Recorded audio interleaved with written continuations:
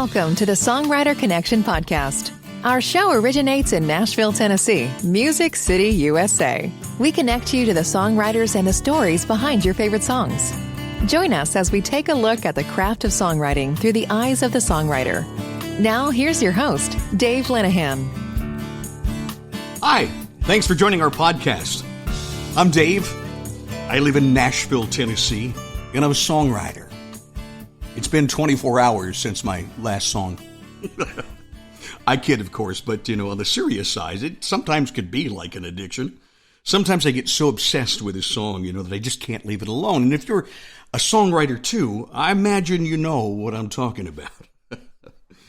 We have a very large songwriter community here in Music City, and I enjoy meeting these awesome people and sharing their stories with you here on the Songwriter Connection podcast. In weeks to come, I've got some amazing people to introduce you to, make a songwriter connection with. I've got pro artists coming up. I've got writers, pro musicians, and you'll meet folks blazing the trail. Some just getting started, but doing all the right things. They're writing and pitching their songs and playing out at the songwriter venues all over town. That's what you've got to do. After all, as Jason Aldean says, it's a crazy town, but it's here that the magic happens. Our guest today is about to make the move to Music City from Australia. So we're going to get a little different kind of a input from someone that is about to come on in and find out what drew him here. Very interesting story. In fact, his lovely wife, Sarah, is already here living in Nashville, and he hopes to join her very, very soon. Our guest started playing guitar at the age of 12.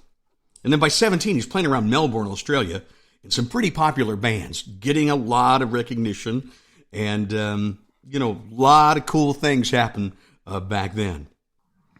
In the recent past, he's been a music teacher and a mentor, guitar, bass, drums, piano, and, he was doing that all up until about the time in 2019 that he and the lovely Sarah made a trip to Nashville.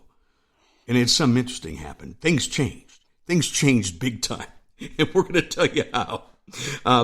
He joined the NSAI. And on past shows, we've talked about the Nashville Songwriters Association International. And if you're thinking about getting into songwriting, getting serious about your songwriting, I always recommend that be your first stop. Google them. Visit their webpage. They really will help you refine your craft and teach you more about the craft of songwriter. So anyway, in the past year, just since that 2019 visit to Nashville, this guy has won awards. He's had songs placed. He recently had a song picked up in what we call a single song contract. And we're going to talk about what that is and what that means for your career. All here this morning, or we're taking it actually in the afternoon, but morning for our guest. This is Michael Saleta. Hi, Michael. Hey, Dave. It's great to be here. How are you this morning? I am doing great. Evening? Yeah, and I said this evening. So let's clear this up. Now, for you, you're in Melbourne, right? Australia? Well, I'm in my the country town I grew up in, which is about 3 hours east of Melbourne. East of Melbourne. So yeah. So for you, it is like we're on a Friday afternoon at right around 4:00, and for you, it's Saturday morning. Yeah, Saturday morning, 9:15. 9:15. So I always say, can you get me the lottery tickets from last night? We're going back to the future. Yeah, there we go. If only it worked that way, right? Yes.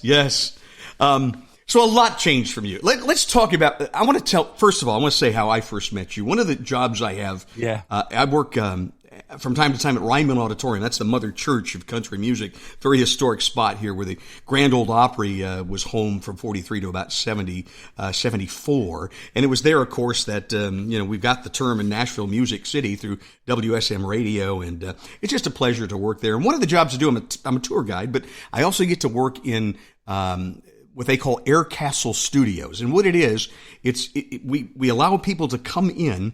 We've got all these tracks lined up that the Grand Ole Opry Band produced for us, and you can lay your voice over it and make a record. It's so cool. So I'm working in there, and I want to say it's February of 2019, somewhere in there, wasn't it? It was January. January, was it really? I knew it was early.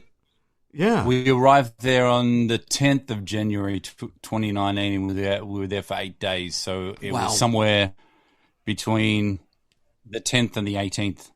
Well, you and Sarah come walking into Air Castle Studios, and you made a record. Do you remember what the song was? I don't even remember. Did you sing an original? Yeah, it was an original song. I Can't Wait was the name of the song. Can't Wait. And you played one of our guitars there? Yeah. Yeah, the one that you had, and you were like, is that your song? And I'm like, yeah. And you're like, that's really great. Let's connect. Yeah. And we did. And we did, yes. Yeah. And then you were so taken by this town that you came back in the summer of 19, lived here for like 3 months, and just got busy. Tell us about what you did. First of all, wait a minute. Well, I have to backtrack. I want to know first, what was it about? I mean, obviously by then, did you made up your mind you were going to be a songwriter, or did that trip change you?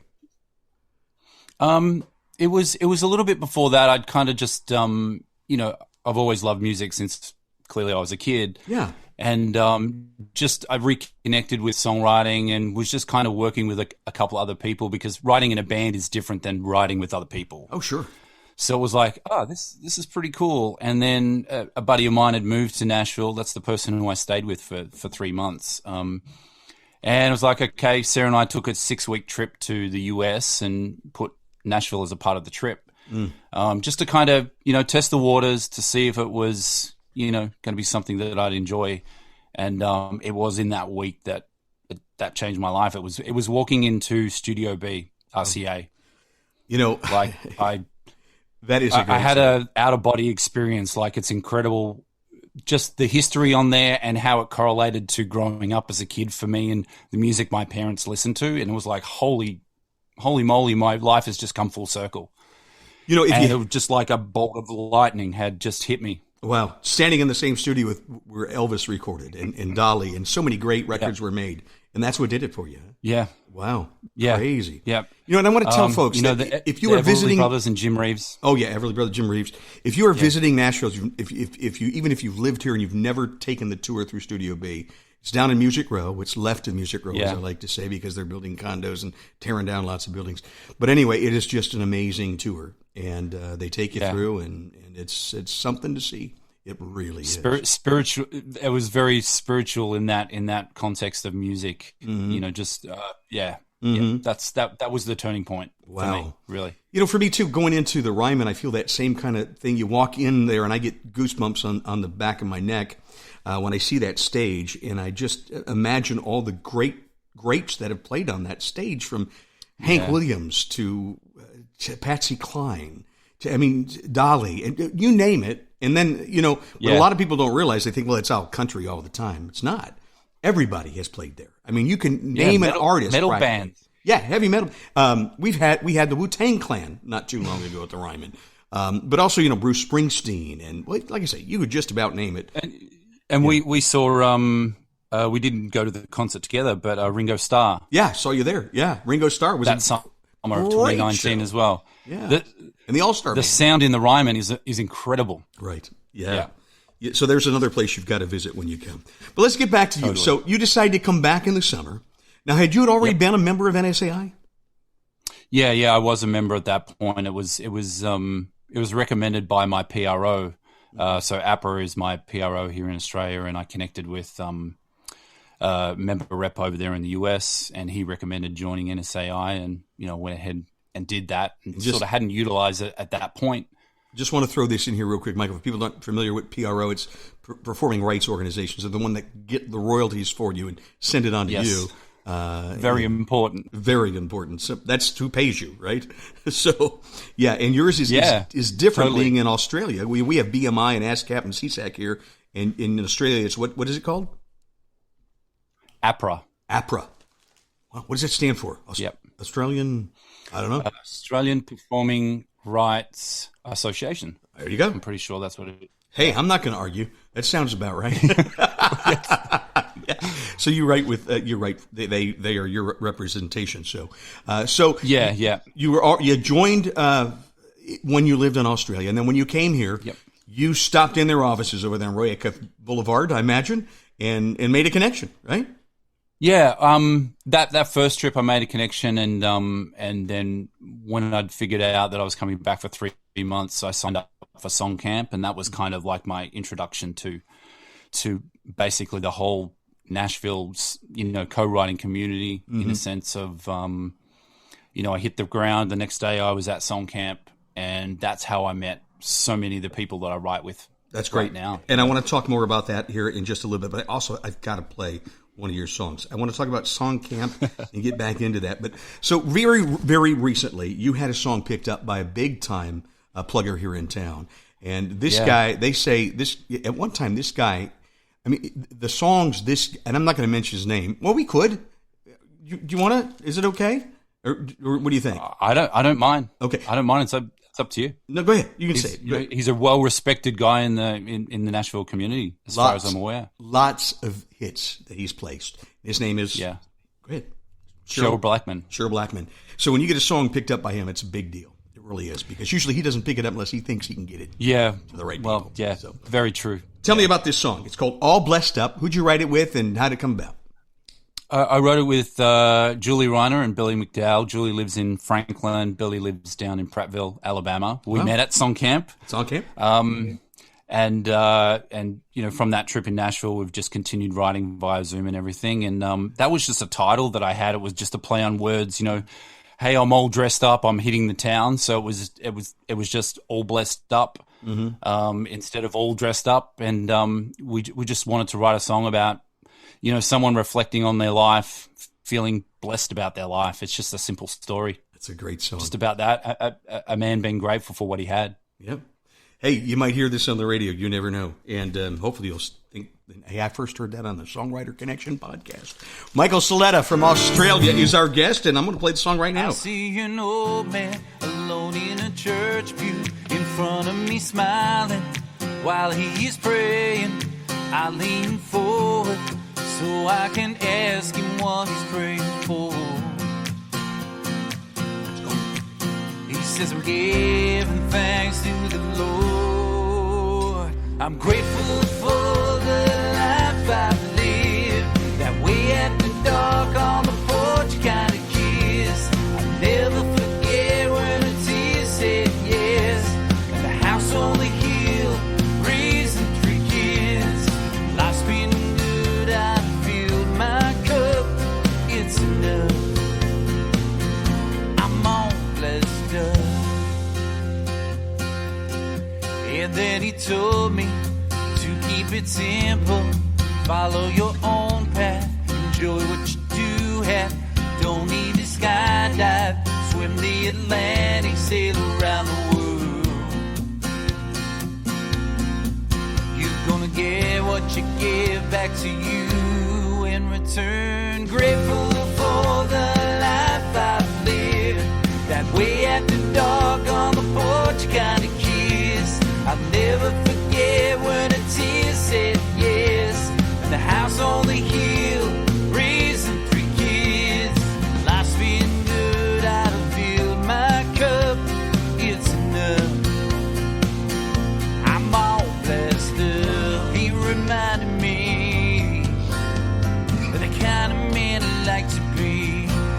All blessed up. Well, I feel my cup. Yeah, it's enough.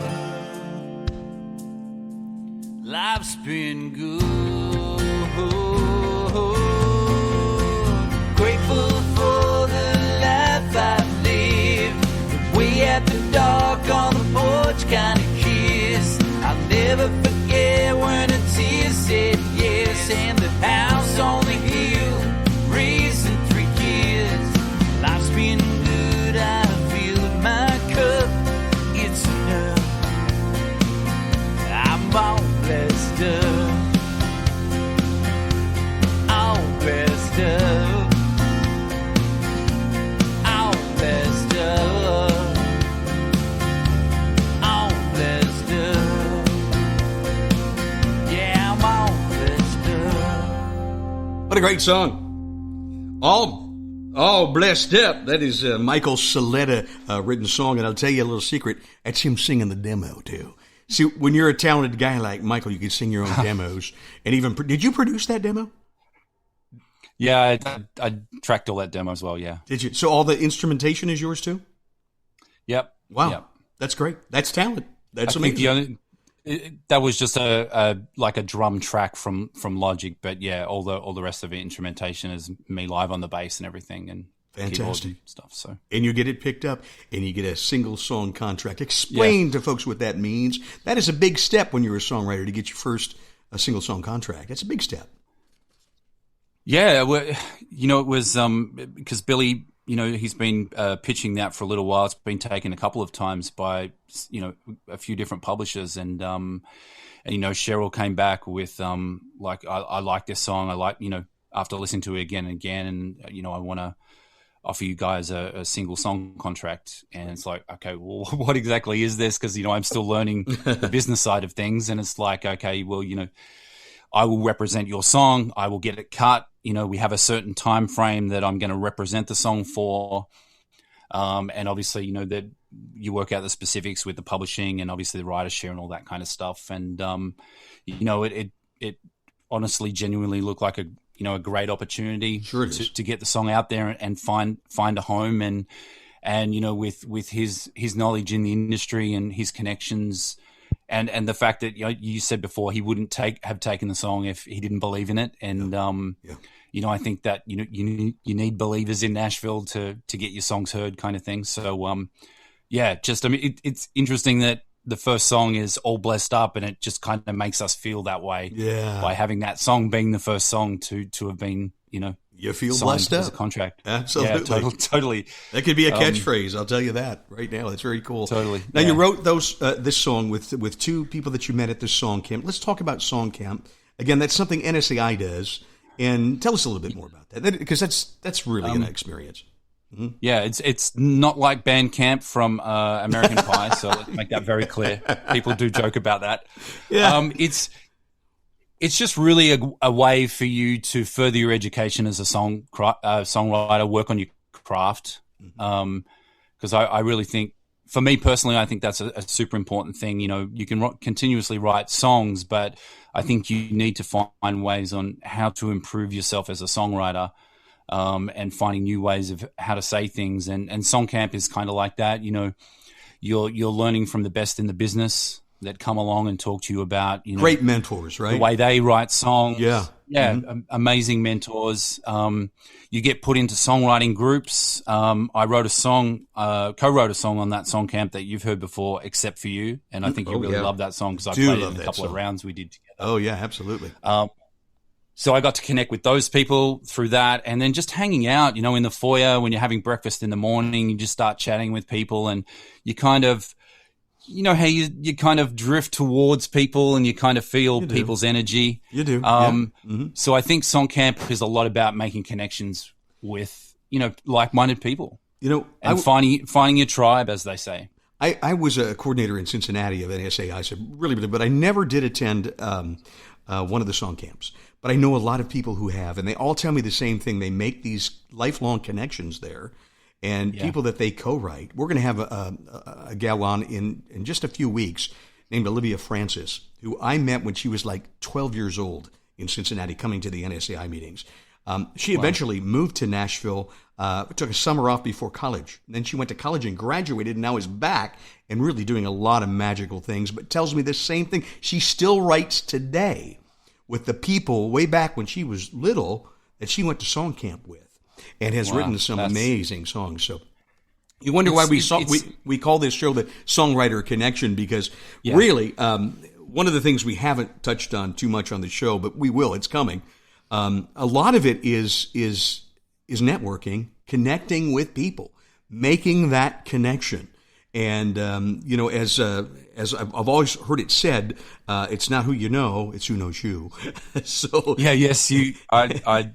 when you told me that, I think it was the first co-write we had. You said that to me, and you're getting known because you're out there and you're writing with a lot of people. And when you are in town, you're very active in the songwriter nights at the different places around, and you're doing the right thing. Yeah, man. Absolutely. Yeah. So I've got another song to play. And maybe you can tell us all about this one. This is called Now I Do. Now I Do. Yeah, that was written with Andrew Mack, Kipper Lee, and Mike Miners, and I met those guys at Songcamp as well. Guys. Okay. And we've been writing consistently since Songcamp. We've written a whole bunch of. I haven't even taken stock of how many songs we're up to now, but that particular song was one of the top 10 songs for this year's NSAI Song Contest. Wow, that's fantastic. Which was an absolute surprise, but I'll take that. It was it was great to be in the top 10 and to be recognized, I guess, in that kind of way by our peers, and people in the industry to go, okay, well, this is, it's okay. All this hard work is starting to pay off. It's worth it, and it just makes me want to work even harder. Yeah, we're going to talk about the hard work you're putting in on the next segment, but first let's play this. It's called Now I Do. Okay, and this demo produced here in Nashville, or is this another one you produced? That was Mike. Mike did the demo, and that's Andrew Mack singing on the demo. Okay, one of your co-writers. Yep. Now I Do, Songwriter Connection podcast with our guest, who is Michael Saleta from Australia. I thought I had my heart locked up so tight, walking around my own spotlight. Knew which way I'd go, ride these roads so low. When I've got now, who needs tomorrow? I knew my life was gonna be, then I met you. Never thought the moon would give me butterflies. Never thought a hand would fit so good in mine. Never thought I'd ever want to stay the night. Now I do. Never thought a song would make me want to cry. Never thought my heart would beat in perfect time. Never thought I'd ever want to change my life. Now I do. Now I do. Now I can't stop thinking about you. Thought I'd live without you. Now it's you I'm calling out to. I can't take these cold nights left all alone. Lead this lonesome cowboy home. Never thought the moon would give me butterflies. Never thought a hand would fit so good in mine. Never thought I'd ever want to stay the night. Now I do. Never thought a song would make me want to cry. Never thought my heart would beat in perfect time. Never thought I'd ever want to change my life. Now I do. Now I do. And you came along and changed the ending to my song. Never thought love would come out of the blue. Now I do. Never thought the moon would give me butterflies. Never thought a hand would fit so good in mine. Never thought I'd ever want to stay the night. Now I do. Never thought a song would make me want to cry. Never thought my heart would beat in perfect time. Never thought I'd ever want to change my life. Now I do. Now I do. Now I do.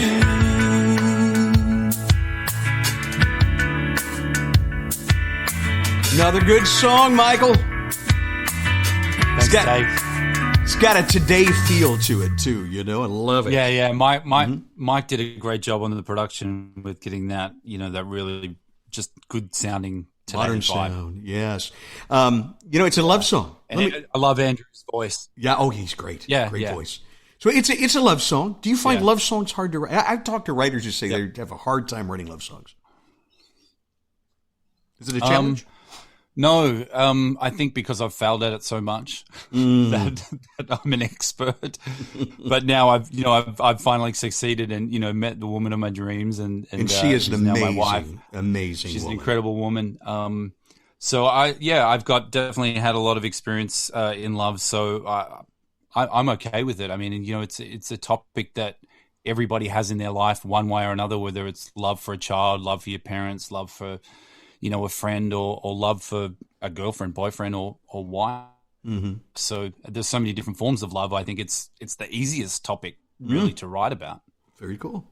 It's certainly a popular thing to write about these days. You have to write love songs. Yeah, because we've written a few love songs together. We have, with Billy Lee, and I'm digging some of the stuff that we're writing. Really good stuff. Now let's talk about that, because you are very active, and you set up writing appointments. You're booked out pretty far in advance, aren't you? About every day. Yeah. It's obviously. Yeah, I'm writing Monday to Friday. Next week I have 12 co-writes booked in. 12. So I'm writing Monday to Saturday. Yeah, 12. Do you ever get afraid that you're going to run out of ideas? Yes, I do. Every morning, totally. Every morning I wake up. Oh, gosh. That is a fear that I have. I go on my morning walks to clear my head and get back my perspective of this is what I do now. This is who I am. Sure. This is my complete being, and then it's I've heard pros talk about it. I've heard so many different songwriters talk about it. You sit down, you start, and it's like it just arrives. It just shows up every time that you show up. The magic, the whatever it is that comes and arrives at us, it happens. It is. Even though I am afraid of it not happening every single day, I still show up and just have faith that it's going to show up as well, and it does. So and it surely does take faith for sure. So 12 appointments next week. So what do you schedule them, like 3-4 hour sessions? Is that how you pretty much? Yeah, that's usually it. I mean, for the time difference at the moment, for me it's like an 8 a.m. co-write and then like a 12 p.m. co-write. Right. And if I can get a late afternoon, I'll do a late afternoon as well. So late afternoon for me if you're writing with Billy and I. Yeah. So early morning. So for my you. 8 a.m. at the moment is your 3 p.m. So right, and that's when we hook up a lot. So I know you're an early riser. You get up and you're up and at 'em very early, bringing your lunchbox to work, so to speak. You're working hard. You're taking that blue collar approach to it, which I love. Yeah. And I definitely I think I've somehow always had a good work ethic, but I think that 3-month trip in Nashville, it really made me believe that if I work this hard, even when I go home, some way if I can maintain that writing consistency, then I'm going to be stepping a little bit further, even though I'm 7,000 miles away from everyone. I have that extra challenge to overcome. I'm not going to let that stop me. There's no, that's not an excuse to not write songs with your friends, And thank God for Zoom, huh? Yeah, man. It's great, isn't it? Yeah. Yeah. Are most of your writes Zoom writes these days? Are they?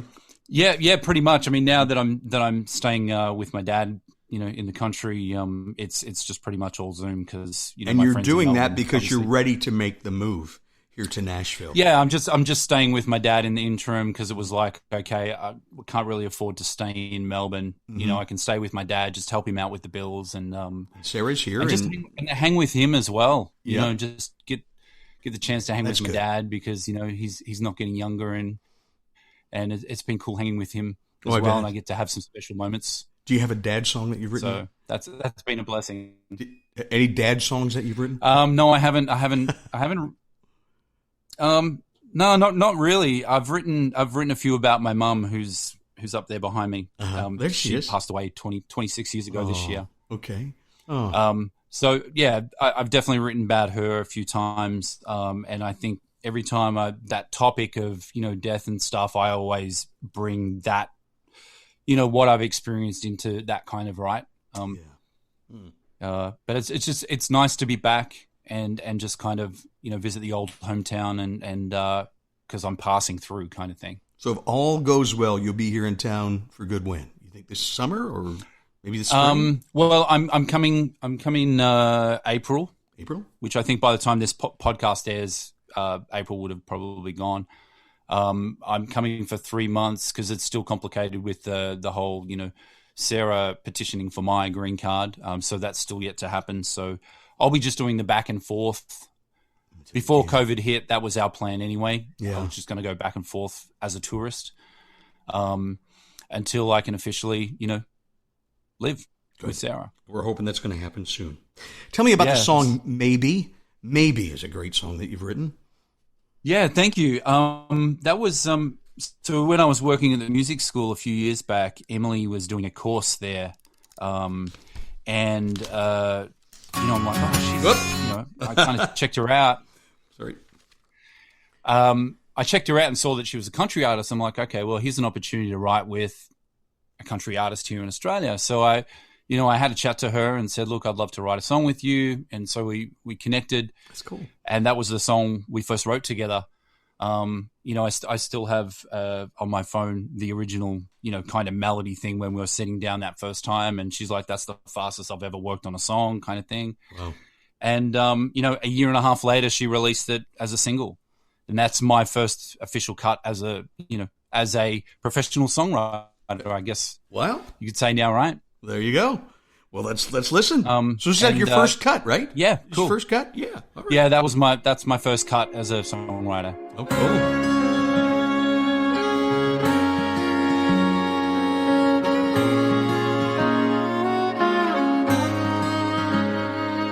Your burgundy flannel, those burned out candles, reminders everywhere like ghosts from our past. There's that joke that you told, my dinner goes cold. 2 months gone, but it puts me back in nights when we were side by side, our fingers intertwined, your forehead touching mine. Couldn't get any closer if we tried. Maybe you needed more time. Maybe I crossed the line. Maybe we moved too fast. If we just slowed down, we would have been fine. Maybe we're meant to last, but you never gave the chance. And maybe I'm worth more than maybe.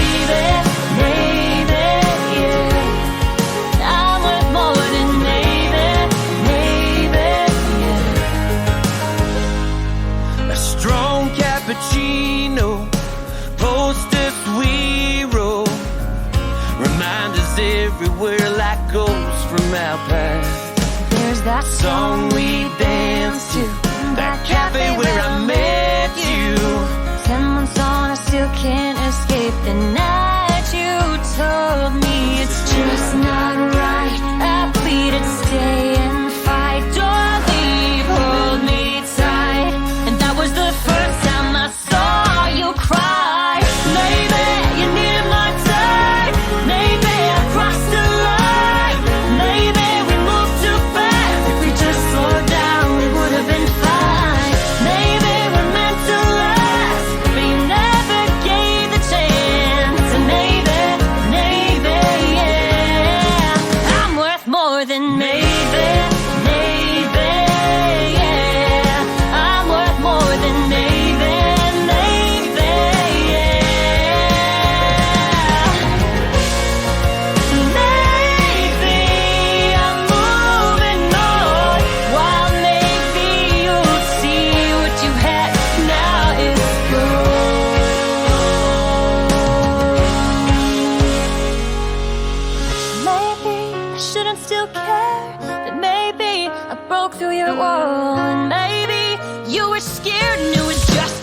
When you felt it all, maybe we're meant to last, but you fly your only chance, baby, yeah, I'm worth more than maybe, I'm worth more than maybe,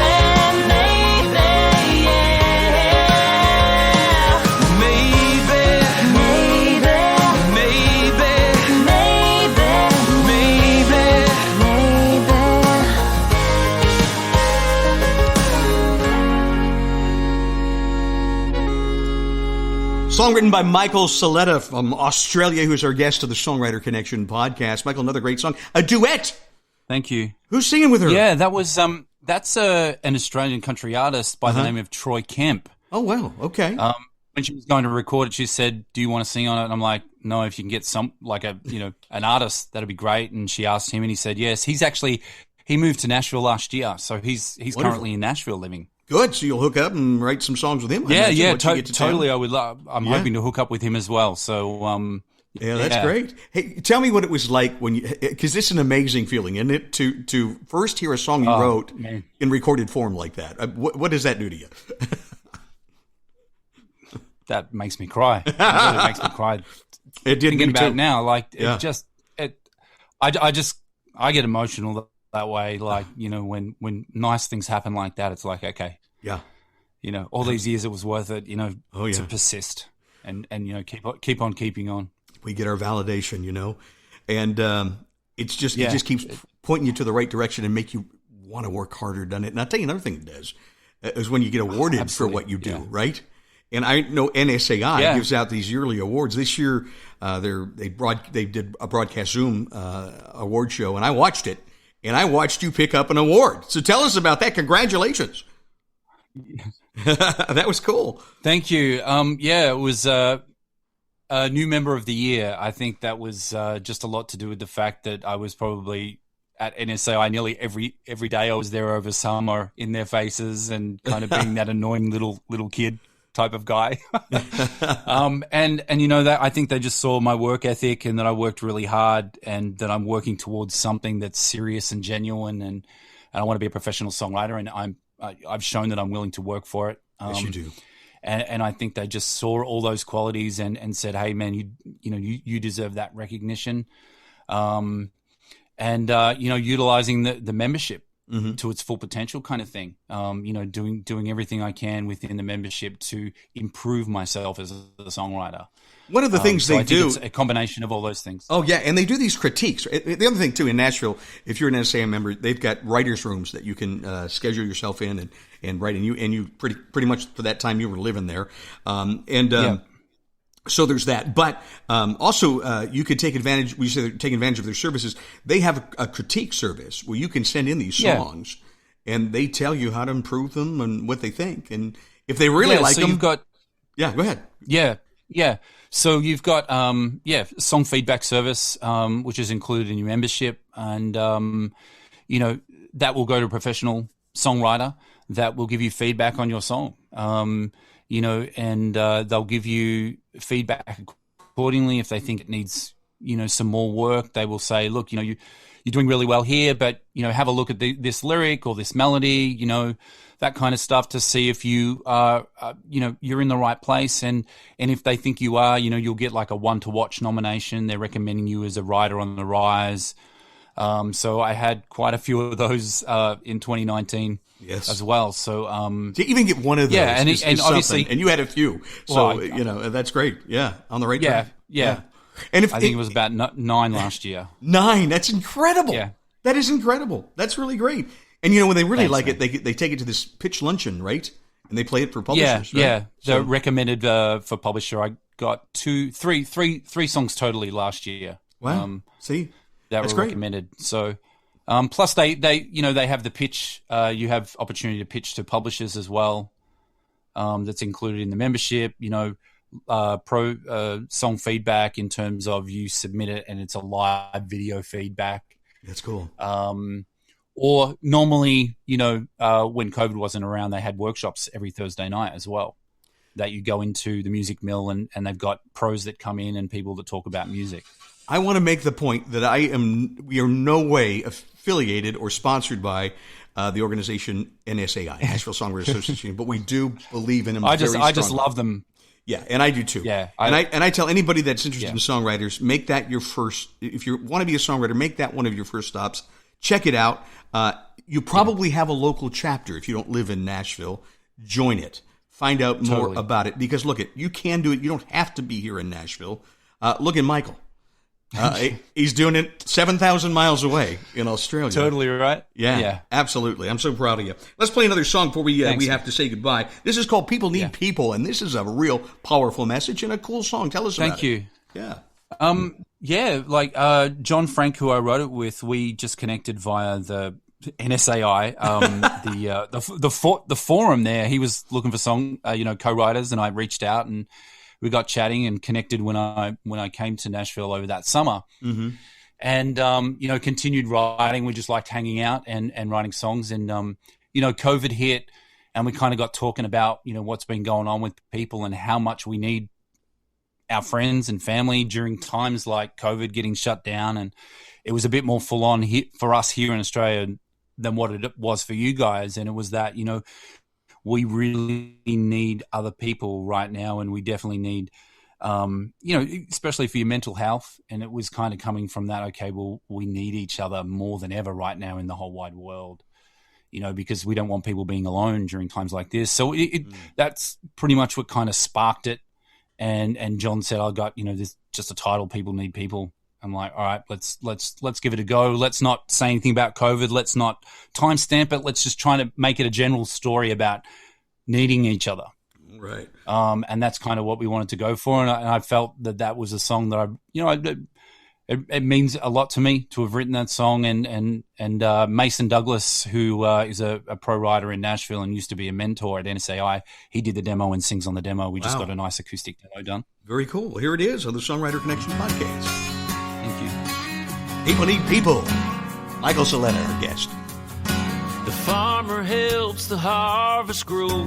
The trucker comes to pick it up, to take it to the grocery store in town, where a mother gets her shopping done to make sure that she has enough so her family doesn't have to go without. Sometimes she just needs a little help. 'Cause people need people like crops need a rain. We're all a little different but still the same, searching for some meaning in this crazy thing called life.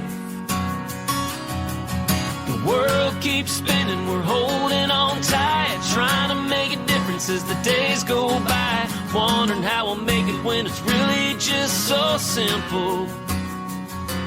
People need people.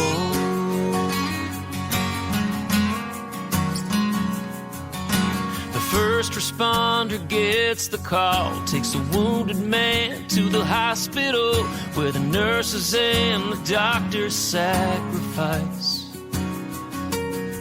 So a father lives to see the day, to watch his children graduate.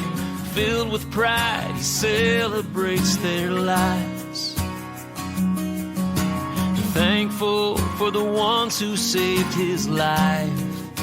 Yeah, 'cause people need people like crops need a rain. We're all a little different but still the same, searching for some meaning in this crazy thing called life. The world keeps spinning, we're holding on tight, trying to make a difference as the days go by, wondering how we'll make it when it's really just so simple. People need people.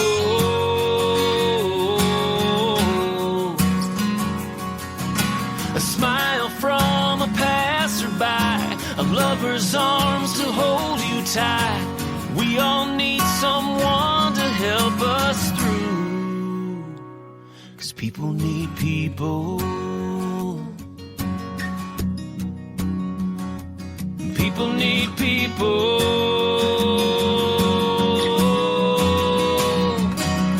'Cause people need people like crops need a rain. We're all a little different but still the same, searching for some meaning in this crazy thing called life. The world keeps spinning, we're holding on tight, trying to make a difference as the days go by, wondering how we'll make it when it's really just so simple. People need people. People need people. People need people. People need music. People need songs. And this podcast totally right. is all about the songwriter. We've got a great one today. Michael Saleta. I love all that Thanks, you're man. doing, Michael. I'm just so proud to know you. Thanks, man. You work so hard. You've got that great work ethic. I feel grateful to have met you, in 2019 and that we become friends. And and that we continue to write songs together, and we get to hang out, and we'll get to hang out in a month's time. Absolutely. Yes. And I'm looking forward to it. Playing some rounds together me here too, in man. town. Absolutely. Yeah. Well, cool, man. All the best. Love you, man. And thanks for sharing Thank your you music so with much. us. Love to you too, man. Yeah. Now, on our show next week, we talked a little bit about writing with the artists, and we've got a young artist. You know what? Here in Nashville, we've got the best musicians in town, and we've got so many great singers and up-and-coming artists. And we're going to meet one of these artists coming up. She's very young, and she's working with Mark Allen Barnett here in this town, and he works very closely mentoring her. We're going to meet Brianna Faith and find out about her journey, get inside her head a little bit on the next Songwriter Connection show, and I hope you'll join us for it then. I'm Dave Linehan. Thanks for joining us. See you next time. Thank you for listening to the Songwriter Connection podcast. Find us on social media at Songwriter Connection. Also, listen to Dave Linehan's Nashville Connection radio show. It streams live every Friday morning on WOBL and WNOI. Look for us on Facebook and YouTube. See you next time on Songwriter Connection.